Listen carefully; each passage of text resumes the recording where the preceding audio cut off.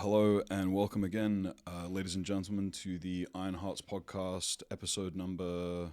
I always have to look at Danny to see how many fingers she's holding up, even though she gets it wrong half the time.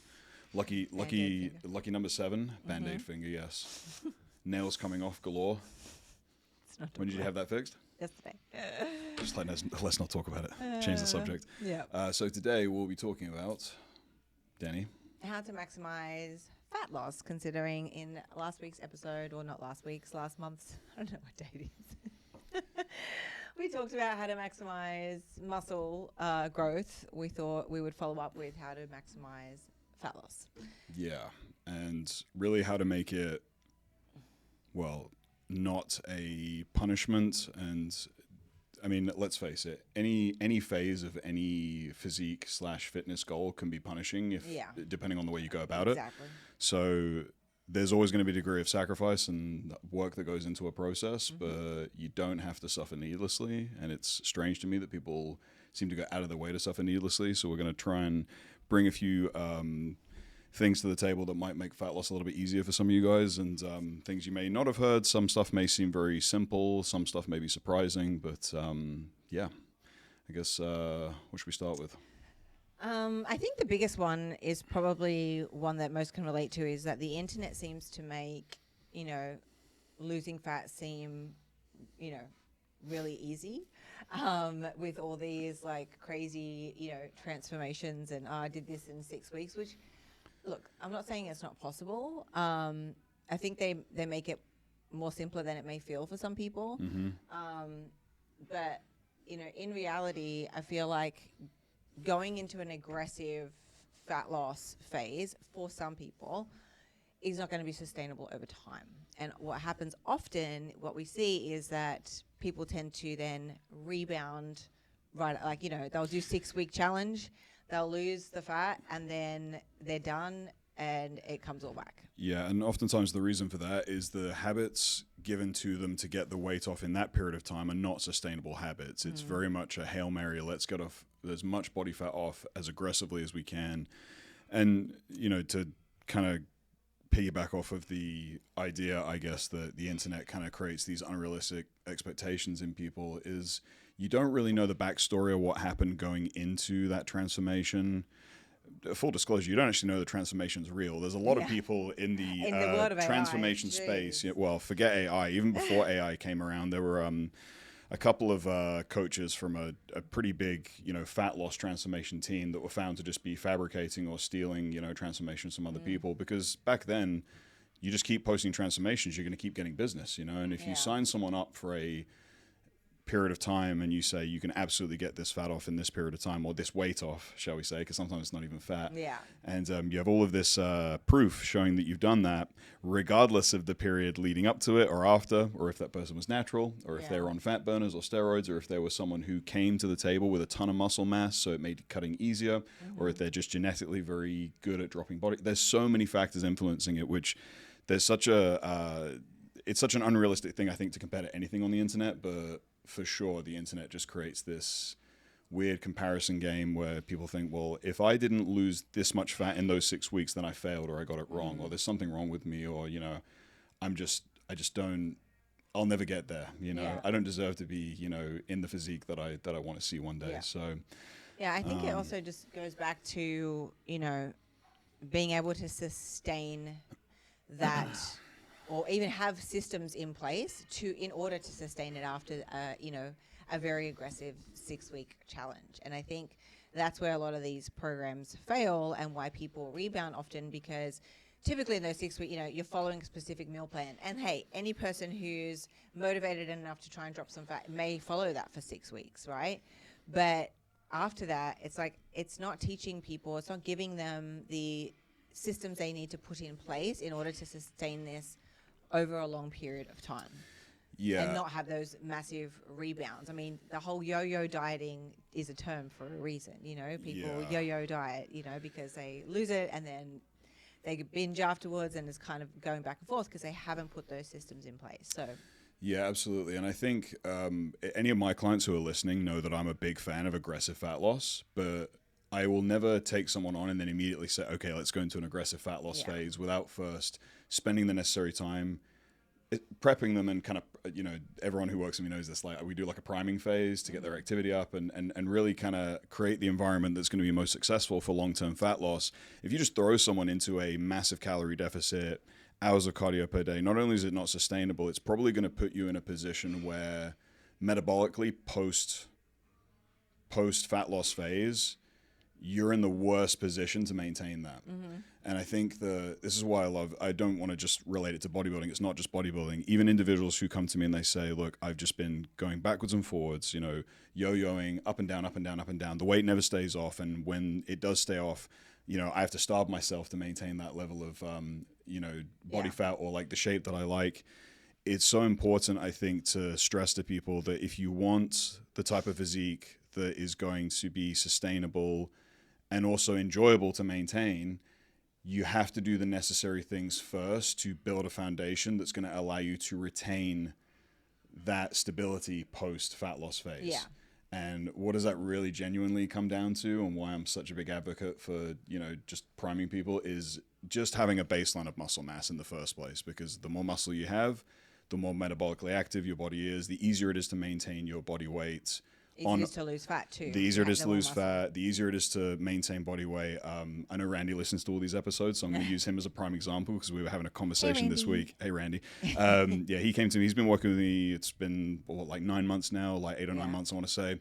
And he dropped a ton of fat. He's on the other side of 10% body fat. He's crazy, super shreddy now.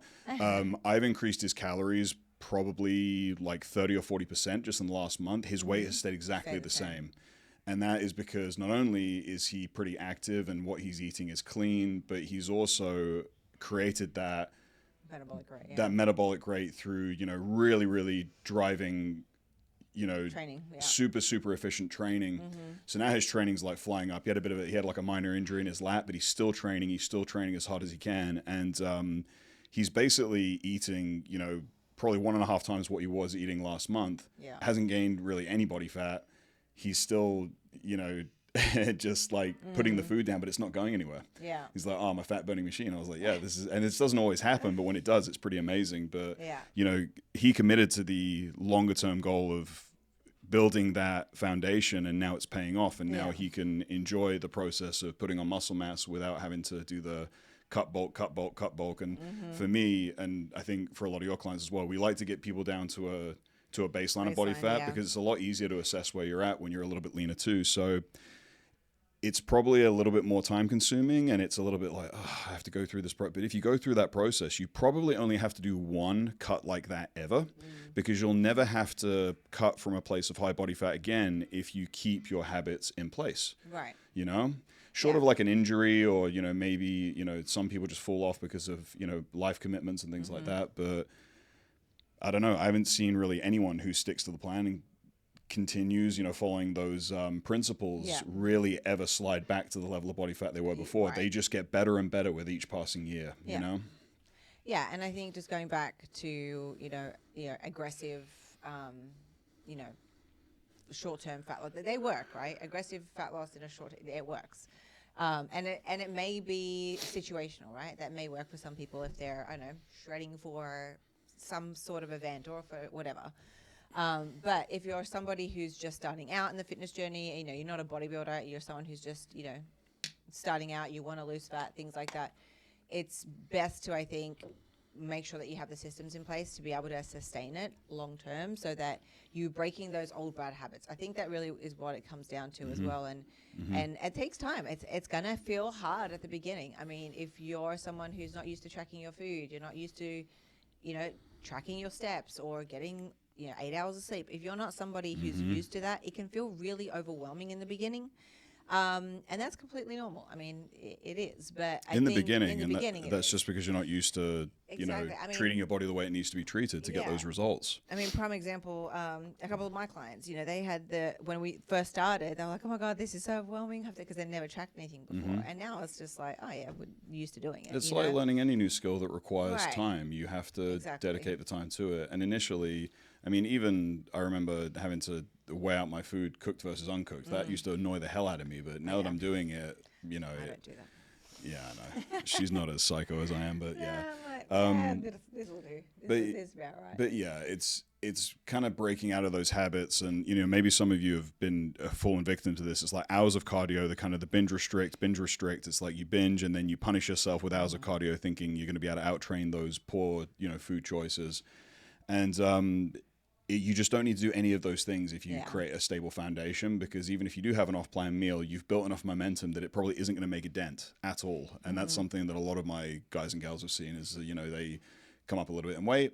I mean, it's the same with us, right? If we want to go out to dinner, we're smart about the way we do it. And we were kind of talking about this, in previous podcasts, but it's bank calories. But yeah, you create that foundation and you're in a much stronger place. And the more you see that play out, the less you fear that you're going to have to, claw your way back to where you were through hours and hours of cardio, because that's not enjoyable, sustainable, and it's not healthy psychologically either to kind of punish yourself in that way repeatedly. Yeah, and the other thing is too, I think once, you get to a certain weight that you're happy with, right, and you want to maintain that, that's a lot easier, right? I think the initial, fat loss is going to require some sacrifice, right? Everything comes with a cost. You can't expect to continue doing everything you've been doing and expect different results, right? So in the beginning of the actual fat loss phase, I think just having that realization that you are going to have to make some sacrifices for a while in the beginning. And that's one thing that we stress, like, especially with clients that come to us that want to, be in a fat loss phase,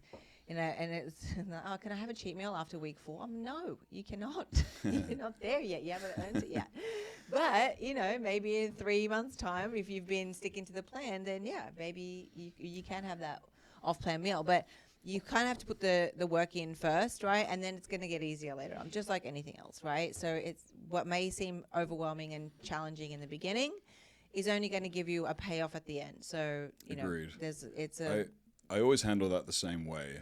I asked, the individual, you said to me you wanted to reach this goal by a certain point. Yeah. Is this meal going to bring you closer to your goal or further away at this point in time? Yeah. Just present the logical conclusion or let them draw the logical conclusions. Like, okay, is it going to take it further? Okay, it's going to take you further away from the goal. So how about we wait till we're in a phase where that's going to benefit your training maybe versus, delaying fat loss for another week? Because that's the other thing. If you want to spend time, or if you want to spend the least amount of time in a fat loss phase, which I sure as hell do, I enjoy fat loss because at this point, I've got it down to the point where it's so efficient that it's quite a short and efficient process, but I don't want to extend that time by not following the plan. I'd rather be as aggressive and sustainable as I can be, balance those two things, uphold training performance to the highest level, and get out of it quick so I can get back to eating, maybe not in an excessive surplus, but at a maintenance level that doesn't lead me to feeling hungry, maybe 50% of the time. Yeah. But hunger's part of it. And, there are definitely food choices and techniques you can use to kind of offset it, but hunger is going to be part of the process. I know in the era of GLP-1s, that's a controversial statement, but, you can't just throw drugs at every situation. Sometimes you've actually got to suffer and get an understanding for what your hunger cues are. And it isn't always efficient to put something in that slows your nutrient absorption and digestive turnover either, especially if you're someone who's never dieted before. You need to know what that feels like and see what your body feels like at, those places where you experience hunger. Otherwise, you don't really have anything to measure it against when the drugs aren't in the mix. So foods and techniques, I guess, around nutrition that allow for better satiety or better, food control. Yeah, so just on that, like, I guess why hunger sometimes matters more than willpower. But yeah, I mean, you can have foods that are going to keep you satiated for longer, right? So ensuring that you have I think also like adequate distribution of carbs, fats, and protein in each of your meals. Because you will find that if you have a meal that's very carb heavy, you're going to probably be hungry not long after. I know whenever I have a bowl of cereal, I want more cereal. It depends. Everyone who likes cereal will know this. Once you have one bowl, you want about 3 more. I think it depends. I don't even think it's just carbs exclusively. I think it's how satiating that meal is. Right. I don't even think it's just carbs. I think maybe not protein. Protein's probably the only food, the only macro where it's like, regardless of how delicious it tastes, it doesn't make me hungrier. That is not the same for me with very palatable fats and carbs. If I go for Well, let me like put a different spin on it. It's Yeah. like, okay, remember when you finish your burger and you're like, oh, I'm pretty full, but there's a plate full of sweet potatoes still left. You're still going to finish those sweet potatoes, aren't you? So even though it's a Yeah, carbohydrate. I don't know. Okay, I, that's lately I me. That's haven't, me. I'm no. palming the whole plate. However, So if there was a dessert that came out, that's a whole separate stomach. So- yeah, exactly, and that's carbohydrates. You know what I mean? So Yeah, but it's- it's a separate dessert highly stomach. palatable carbohydrates. But yeah, it's individual, I guess. Some people obviously love their carbs. Some people like their sweets. Yeah, and some people like their fat. I mean, it's all different. At the end of the day, it's like if you are someone who's like always hungry. I mean, you're not used to being in a deficit and you're really hungry. Well, then just pick high like satiate. So potatoes as carb source, for example. Yeah, Or you can potatoes over do rice. lean proteins. You know, and making sure that you're having protein in every meal as well is going to keep you satiated for longer. Fibrous like vegetables as well. Like another good way to add. I know when I'm Fibrous? in I like the way you said that. I'm going to say that now. Fibrous fruits and vegetables. Fresh fruit. What movie is that from? I don't know. It's a Paul Rudd one that you I think showed it's me. I haven't even seen the movie, but 40. This is 40. This is 40, okay. It's one of the funniest yeah. movies. Well, I thought it was. I showed Aaron and he was like, Everyone's encountered an Indian doctor like this at some that point in their wasn't life. funny. Anyway, Yeah. he says fruits and vegetables. Yes, one little thing or tactic thing that I did whenever I'm in a competition prep and when I'm in a calorie deficit is I add more volume to my meals of like, you know, if I can only have 100 grams of jasmine rice and 4 ounces of chicken, well, I'm adding like a bunch of salad or a bunch of green vegetables, which I don't count in my macros, even on prep, adding that to the food. So you're giving it more volume and keeping it to keep you fuller for longer versus, you know, having to deal with that hunger. Yeah, technically, this is something that my coach said to me. Technically, the only thing that is calorie free is water. But to tell you the truth, maybe oxygen, I guess. But the likelihood that you're going to be able to push yourself into a surplus consuming like a handful of salad. greens, or like I was saying in the team chat the other day about, you can put away some sauerkraut and some kimchi, but the likelihood that you're going to push yourself into a surplus consuming a whole tub of that, I mean, you would hit the point where you can no longer eat anymore before you push yourself into a surplus. So yeah, there are certain foods that are going to be more nutrient dense, more satisfying. So lean on those versus the highly palatable, extremely fast digesting food sources. And it goes the other direction if you're someone who doesn't have a lot of appetite, obviously. But since we're talking about fat loss and making it easier, we'll kind of lean towards the ones that are a little bit more nutrient dense. So, frozen fruits, fruits, Greek yogurt,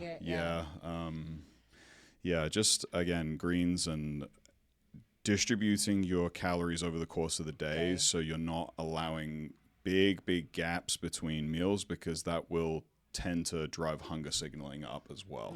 Yeah, I usually try and push out my first meal of the day because I feel like having my coffee in the morning kind of kills my appetite for a little while. So it allows me, especially when I'm in a deficit, right, and I've only got a certain amount of calories to distribute throughout the day, pushing out that very first meal, because then I have my breakfast at around like 10:30ish usually. Yeah, same. My first actual meal. I'll have my coffee in the morning, like I said, with my collagen and stuff in it. But find out pushing out that first meal then allows me to spread out my meals every like 4 hours typically. I'm also just a lot more cognitively clear when I haven't eaten. So I'll have caffeine, and I'll do a lot of my productivity work in the morning, and then first meal. And I'll either train right after my first meal. I'll have my first meal as my pre-workout meal. Or if it's a leg day, I might have 2 because I just need a little bit more oomph. But I think that allows you to kind of backload some of your larger meals for when appetite may be a little bit higher in the evenings. Yeah. I was going to say, just to conclude, I save a lot of my carbohydrates for the evening. I have that cream of rice with the frozen fruits and the, Your favorite meal of the day. Yeah, for sure. Where I typically don't eat before bed because I just won't be able to sleep. But I think the other thing too is just another thing around this whole managing your intake and things like that is making sure you're prepared, right? I mean, if you're prime example, I usually take my lunch to work. And last Tuesday I didn't, I didn't prepare in time. And then I ended up just going out and getting a couple of tacos and side of sweet potato fries. The sweet potato fries. Yeah, I didn't eat all of them though. I brought home some, and you had the rest. I did. So. I put them in the air fryer and I inhaled them. So I'm in a diet break for another few days before I go back into a deficit, so I'm just technically living it up. Technically, I'm in a fat loss phase, but I did track it though in MyFitnessPal. So I will say that I tracked every single thing in my. So I made, I counted for them, but yeah. So just not relying, you know, on discipline alone, because sometimes. Yeah, shit happens, and if you're running around, you're not prepped, and then you're gonna grab whatever's around. So making sure. And if you're hungry and you don't have food there, you're typically going to make an impulse. You know what I mean? Impulse decision. That's what I'm saying. It's like the same way. Don't go grocery shopping when you're hungry. The same applies for don't make choices about what you should have your meals ready to go ahead of time. You know. Yeah, and then just going around that is, I know some people don't like, and this is different for each person. Some people don't mind eating the same thing every day, right? They're cool with it. Others don't like it. They're like, oh, I need variety. That's fine. Whatever one you want, just make sure that you have it planned out, because decision fatigue is a real thing. So, and that's even more, you're more inclined to just go off because you're like, oh, I didn't have anything prepped, so I ordered out or I got something out. Which can happen, right? Decision fatigue is something that I notice a lot. And this is why I'm just really, and we both are, when we bring someone on, the first typically 2 months, and, if you're a client of ours, you're listening to this and you're probably nodding your head, the first 2 months, we really want you to try and eat pretty much exactly the same thing. Yeah. It's not going to be down to the exact gram, microscopic, measurement, but decision fatigue, and we have plenty of data around this. If you change the sources of your foods, even if you are pretty confident the calories are the same, the fat loss results are not the same, because there's always disparities in how you record it and how you eat and things like that. So just remove that decision fatigue to get a baseline for at least like 6 to 8 weeks. And then from there you can I don't really want shrimp. I want maybe chicken or tilapia or something like that. Or I don't want this rice. I want this potato. Just get that initial baseline going first, right? Yeah, exactly. If you're new to this thing. But all right, so I guess onto the next topic. About how your environment affects fat loss. Yeah, this is probably one of, if not the biggest thing influencing success in my experience. Because struggling against your environment is, you're basically every second of every day. This is like the same with decision fatigue. If you're having to run up against resistance you're trying to remove the resistance to your goal, basically. So if there's resistance in your environment, you got to figure out ways to simplify things. So I don't know, let's use an example. I don't want to go immediately to like you're dieting and your partner isn't, but that's a big one. Yeah. That's obviously, something that will impact your desire to be compliant.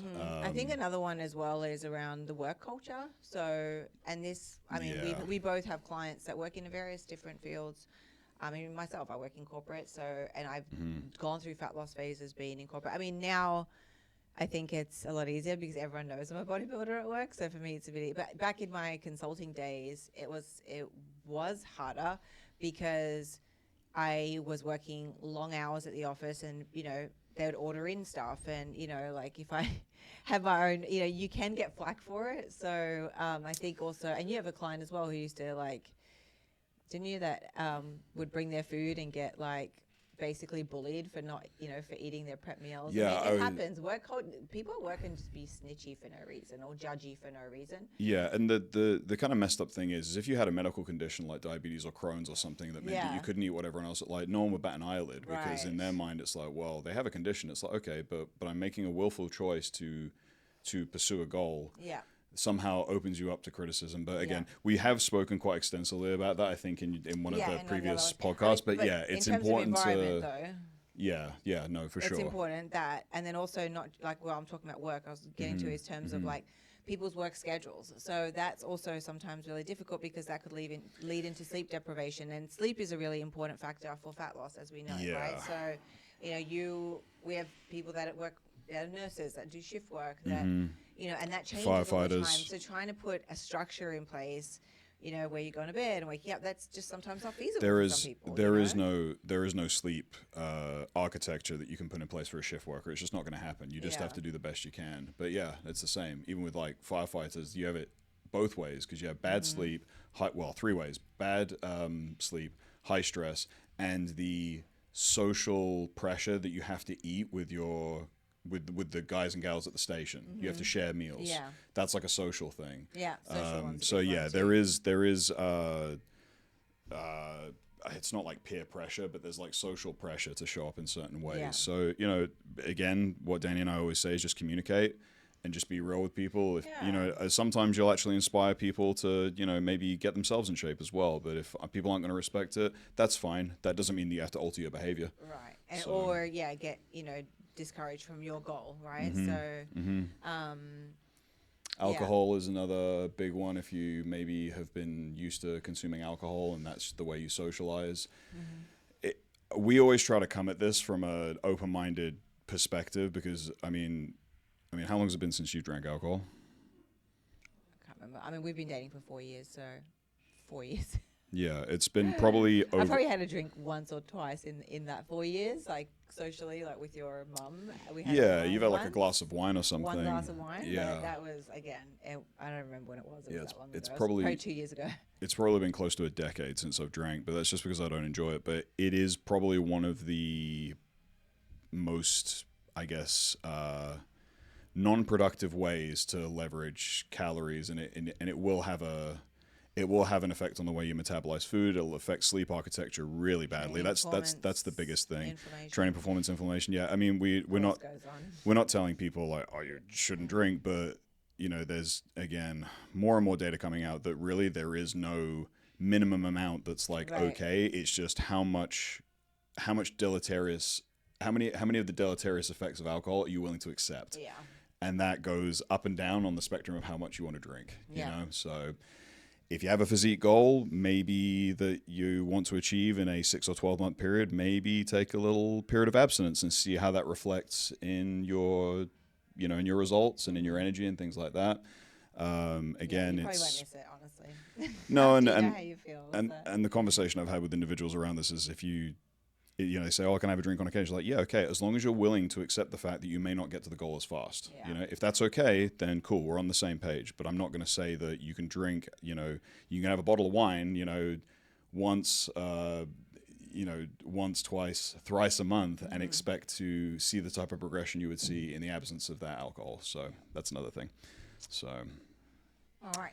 I guess the next part, in terms of one of the tools, I think when we think about fat loss, and in media, going back to the whole media thing as well, I think we always see like people doing excessive amounts of cardio and running and all this sort of stuff. It's right? always on the stair climber for me.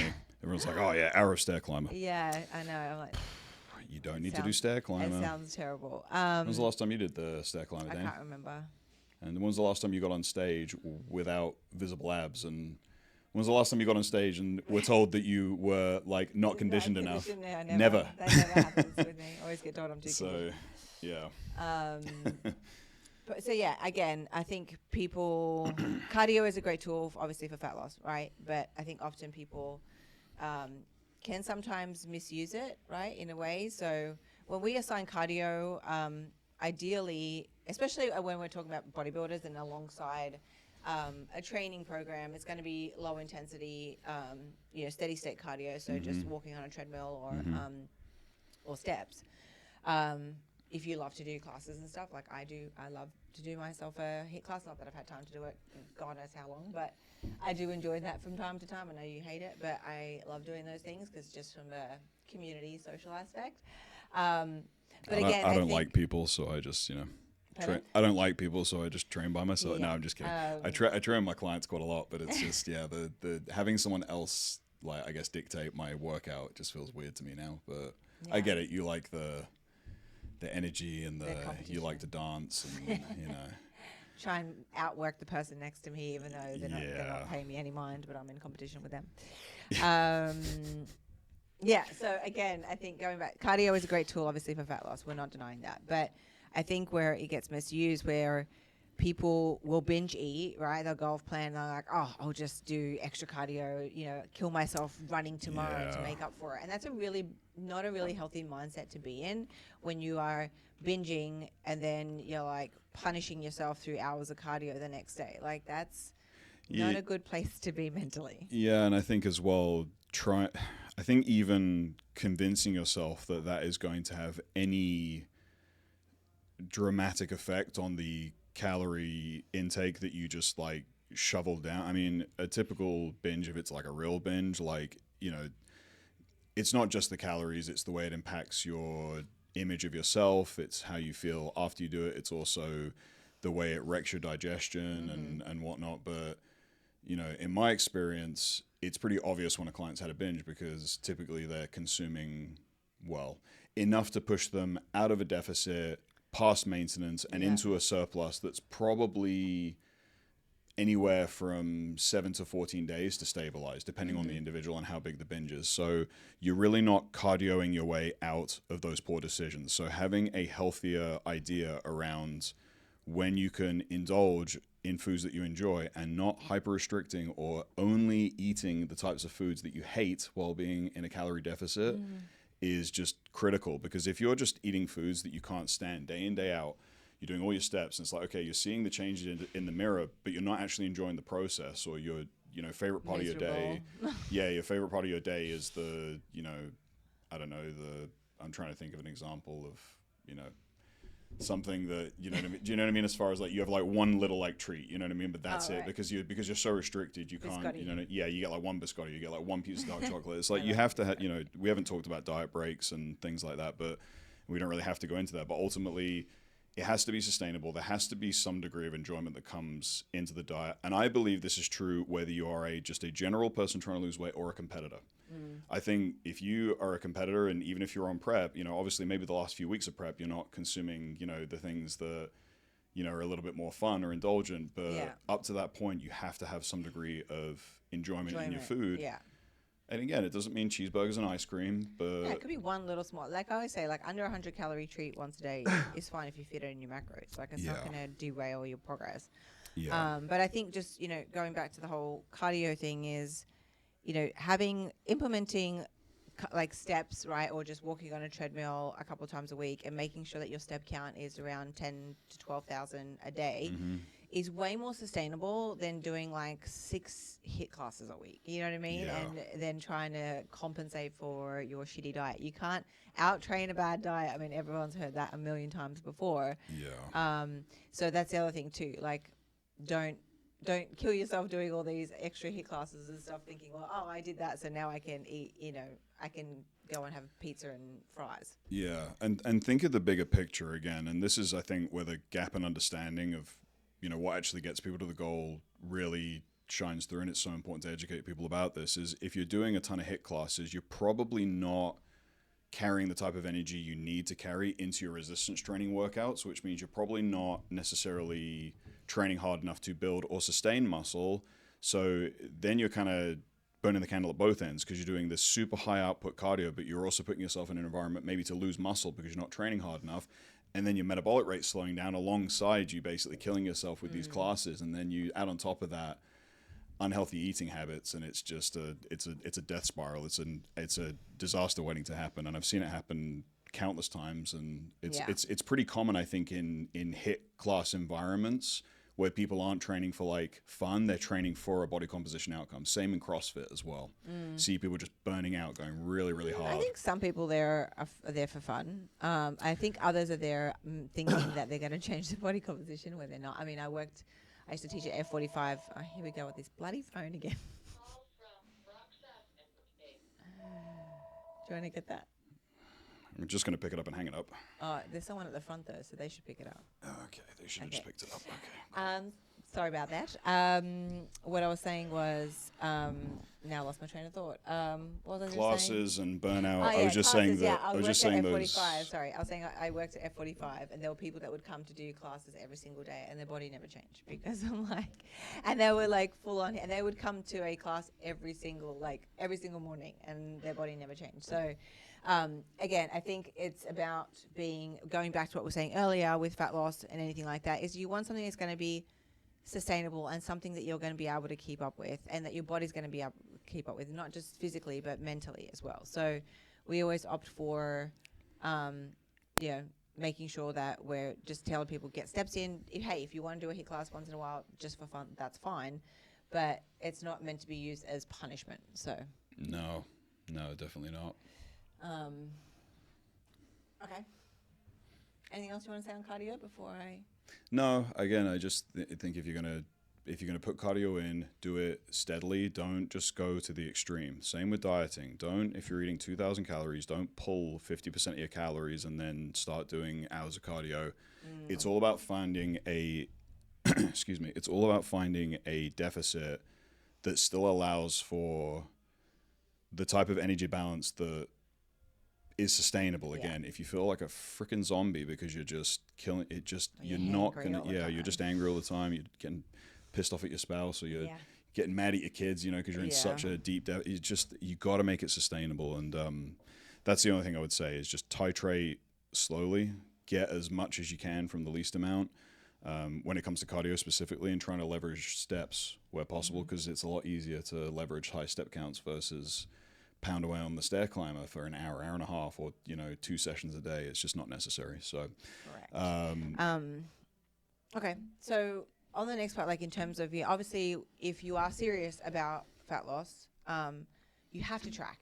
I'm sorry, but there's just no other way around it, because if you don't know what you're consuming, then you don't know where you're at, and if you are even in a deficit, and if you're working with a coach, then they don't know where to go from.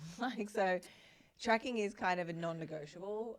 It's so strange to me. It's like you don't you don't look at your bank account and track your finances and things like that, but you're like not willing to. Some people don't.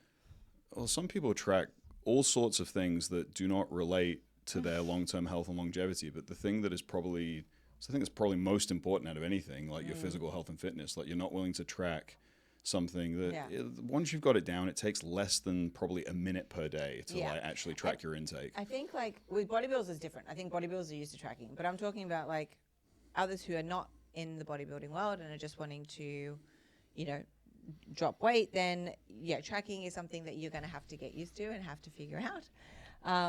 And the other thing is too is some people think that they're in a calorie deficit, like, oh yeah, I'm eating, and I'm like, okay, but did you log that, or did you log this? Oh, I also went to the restaurant, okay, and you don't know, you can guesstimate restaurant macros or calories by putting it in, like, I had this, and this. It's going to be an estimate. It's not going to be exact.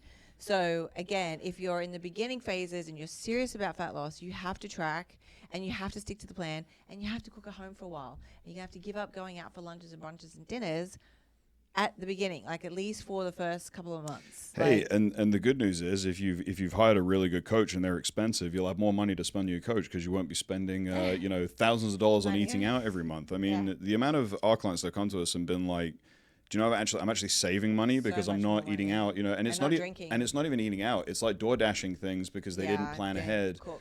And they're home cooking, or maybe they're not home cooking. Maybe, they figure out and I don't advise this because most of them are not accurate, but maybe they find a meal prep service. If you're someone who's just super busy all the time, maybe for the beginnings of a fat loss phase, if you're someone who has a lot of weight to shift, that can be helpful in building the habit. But learning how to track, and again, you basically, all you need is simple things. Like you literally just need a food scale, an app like MyFitnessPal or Chronometer, and maybe a little bit of guidance on food choice, and that's all you really need to get started. It's super, super simple, and you don't have to necessarily get into the minutia of tracking your micronutrients and your sodium and like all these other things. No. Just like focus on getting a baseline of protein, obviously padding your training with carbohydrates, the fats you can kind of plug in based on preference, and stick to that for a month and see what happens. I guarantee probably without even trying, you'll probably lose weight doing that, because you'll stop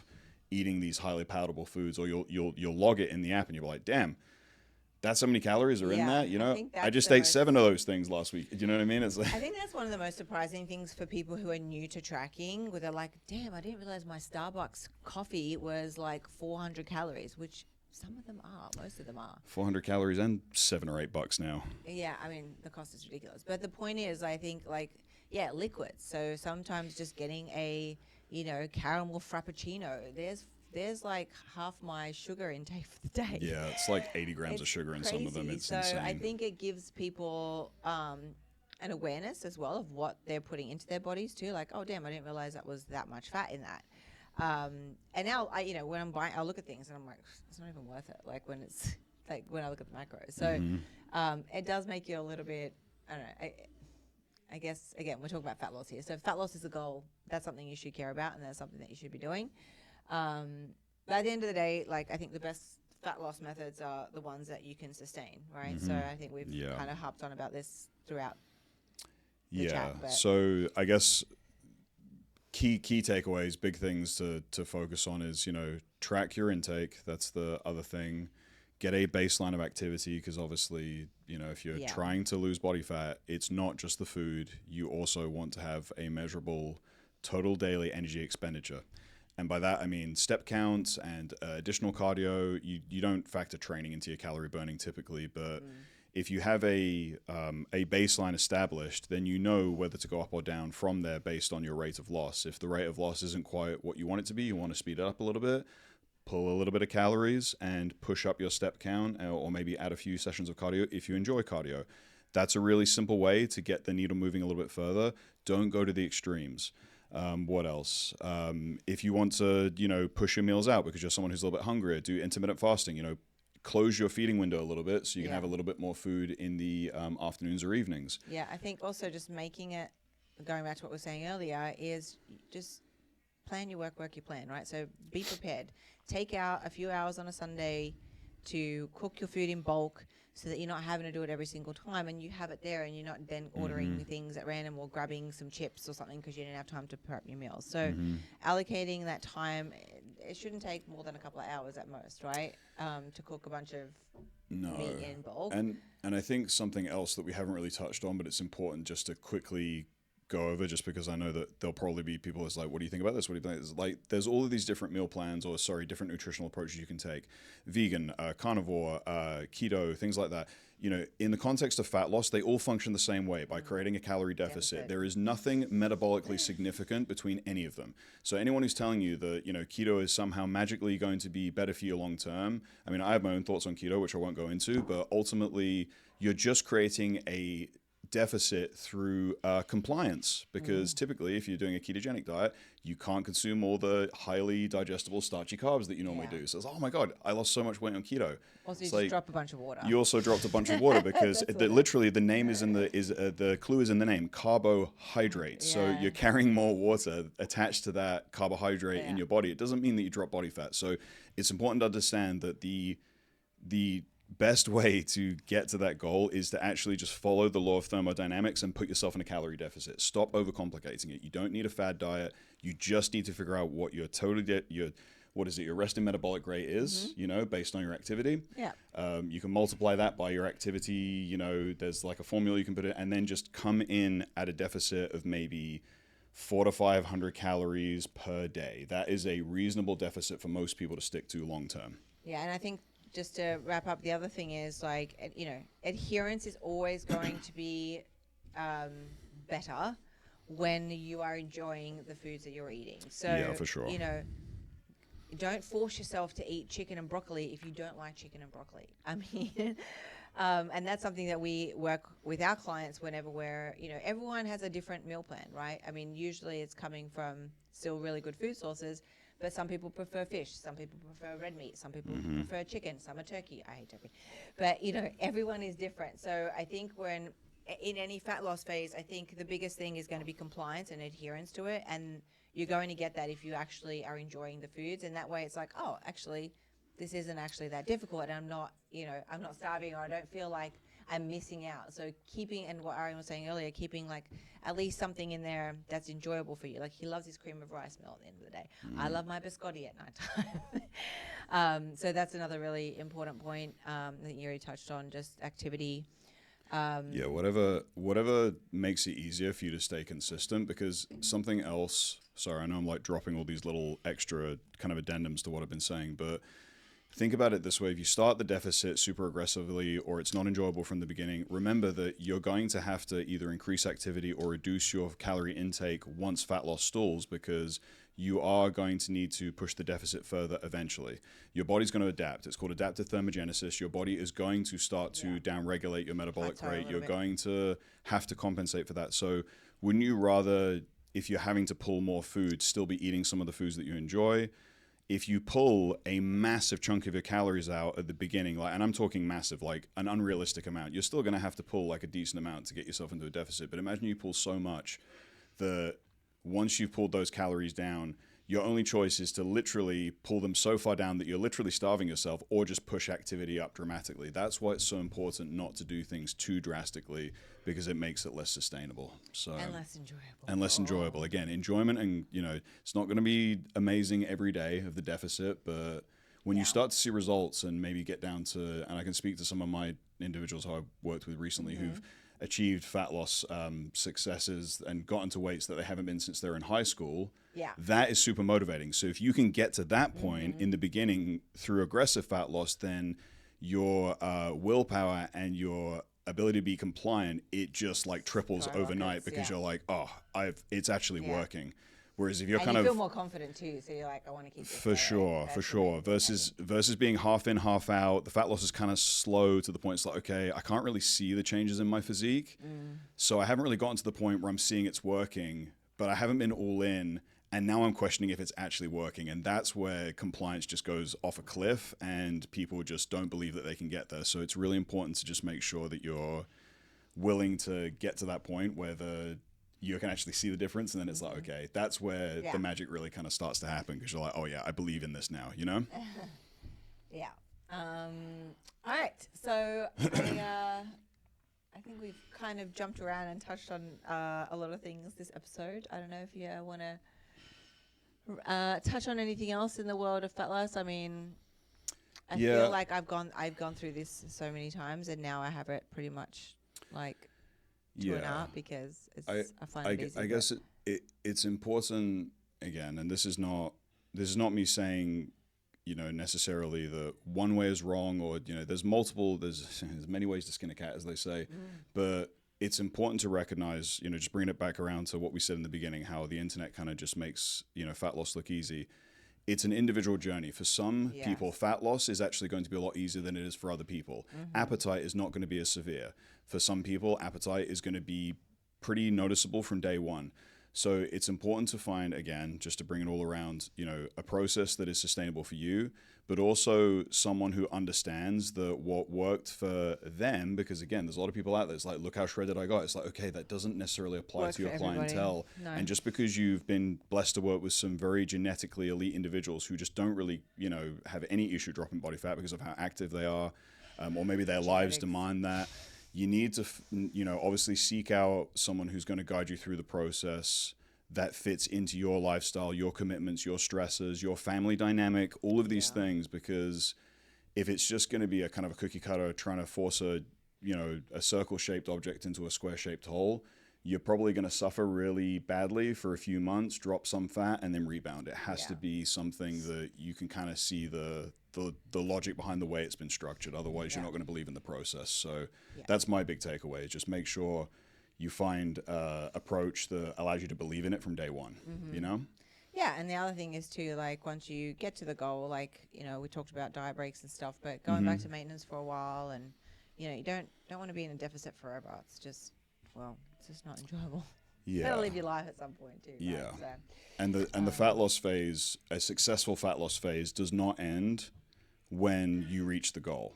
The successful fat loss phase ends when you've reached the goal, and then you've spent time bringing down your activity a little bit and raising your calories to where you can sustain a enjoyable quality of life and a physique that you're truly happy with. If you have to then, like we said earlier on, like just kill yourself day in, day out to maintain, you know, a physique that looks nice in the mirror, like that's not gonna stay that way for very long, because eventually you're just gonna get sick of living that way. So yeah. Can you tell that I used to, you know, spin my wheels a lot doing fat, like, because I'm speaking from experience here. Like, I used to get it all wrong back in the day. Like, Danny, I think, is in her past has probably been a lot more efficient at figuring out fat loss, like, before I did. Honestly, I think you probably figured it out a lot earlier than I did. Honestly, because there was periods where I was not very smart because I binged and rebounded after a comp, which I've spoken about before. But I think the photos I've seen of you where you're like, oh, I was, you know, like super, like, I don't think they were as bad as when I was out of shape. I feel like, I don't know. Again, everyone's their own worst critic, right? Everyone's different. Again, it comes back to what you're comfortable with. But anyway, for sure. Well, thank you guys for tuning in and listening in. We appreciate you, and we'll be back for the next one. I don't know what we're going to talk about yet, but please, as always, if you have send ideas or topics that you want us to cover, or something we've already covered that you want us to do a deep dive in, then please let us know. But until then, thanks. Bye, guys. Bye.